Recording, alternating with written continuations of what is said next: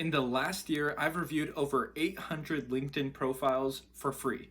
It took a lot of time and a lot of energy, but I learned so much about LinkedIn profiles and what makes certain LinkedIn profiles stand out from the rest. So, in today's video, I want to share 4 LinkedIn tips with you based off of what I learned from these profile reviews to help you stand out from the crowd and appear in more LinkedIn recruiter searches. The first tip when editing your profile that I would give is to make sure that you have more than just a default headline. The majority of headlines on LinkedIn are default. Now, what this means is that LinkedIn just copy and pastes the job title that you have and puts it in your headline as job title at the company that you work for. So in this image, everything that's in red, these are default headlines. And the black ones are ones that people have manually changed. And so if you've never touched it before, then you'll have the default headline. And if you're a student who's not currently working, then instead of position at company, LinkedIn will say student at X university. So what can you do about it if you don't want this default headline? Now, this is a format I recommend for job seekers because it takes advantage of SEO. And SEO pretty much means that you use keywords that people are looking for so you appear higher, like in Google. So a format that I recommend is job title at the current company you work for. So pretty much the default headline, and then you add on to that.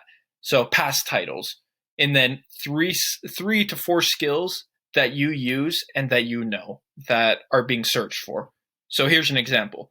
Let's say marketing coordinator at the company I'm working for, experienced social media specialist. So I'm saying, hey, I've also had other jobs in marketing as a social media specialist.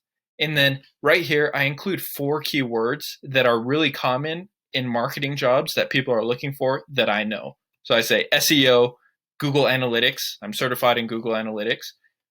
Pay-per-click. I know how to do paid click campaigns and Facebook ads. And so this format can be adopted for every single industry, no matter what you're doing. And this will help you to appear in more recruiter searches because you're using keywords. All right, the second part of the profile that we're going to talk about is the About section. Now, historically, the About section is the part that I've seen people struggle with the most. So hope this helps. All right, the About section was probably the most predictable section of all of the 800 profiles I saw. Almost all of them followed these formats. It sounds like you copy and pasted from your resume, like experienced industrial leader with a demonstrated history of working in, or extremely motivated to constantly develop my skills and grow professionally, or I'm a results-oriented business partner. Most of them were 3 to 4 sentences and didn't really tell much about you as a person. I could learn more from your resume than a profile. For the About section, here's a format that I'd recommend. 2 to 3 sentences to tell a story. If you don't hook them in, it's just like anything else. They won't read the rest of your profile.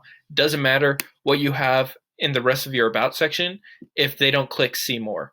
So a story about how you got interested in your career, why are you pursuing your major, etc. After that, cover the past. So 3 to 4 sentences about the past, how you got to where you are, what you've learned, what skills you've developed, etc. Then 3 to 4 sentences about the present.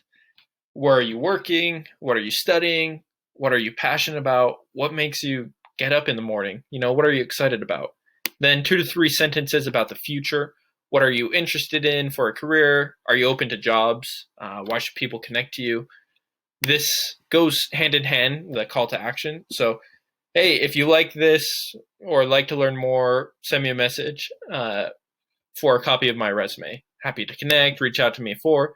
And this last part is really important if you want to appear higher in recruiter searches.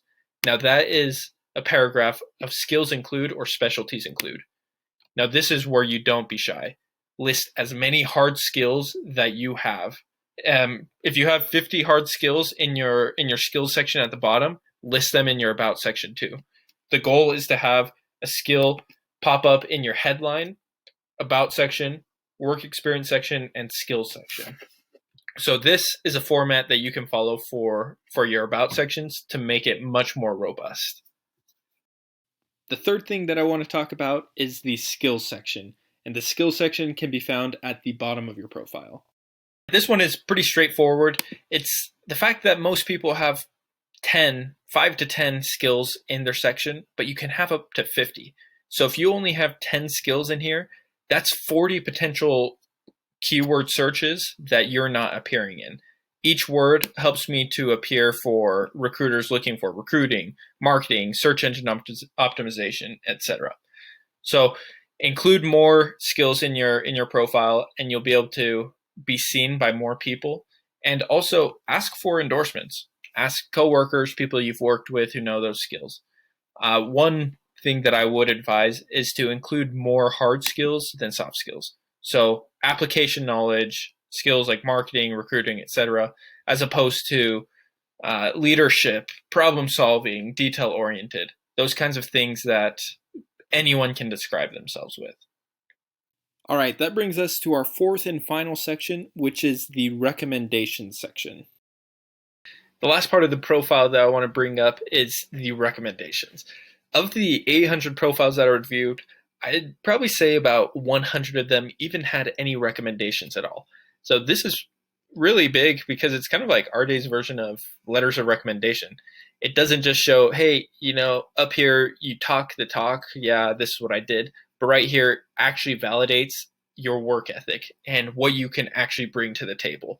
And so if you had an internship last summer and haven't reached out to a manager or director or someone on your team, I would do that now. Just ask them. And as a general rule, I'd say if you're close enough to feel comfortable asking them for a recommendation, then you're also close enough to them to give them a recommendation. Just kind of have that law of reciprocity going for you. All right, that's all the tips that I have for you today. Let me know in the comments below what tip you found the most helpful or what you enjoyed the most, as well as any questions that you might have. Thanks so much, everyone, and we'll see you next time.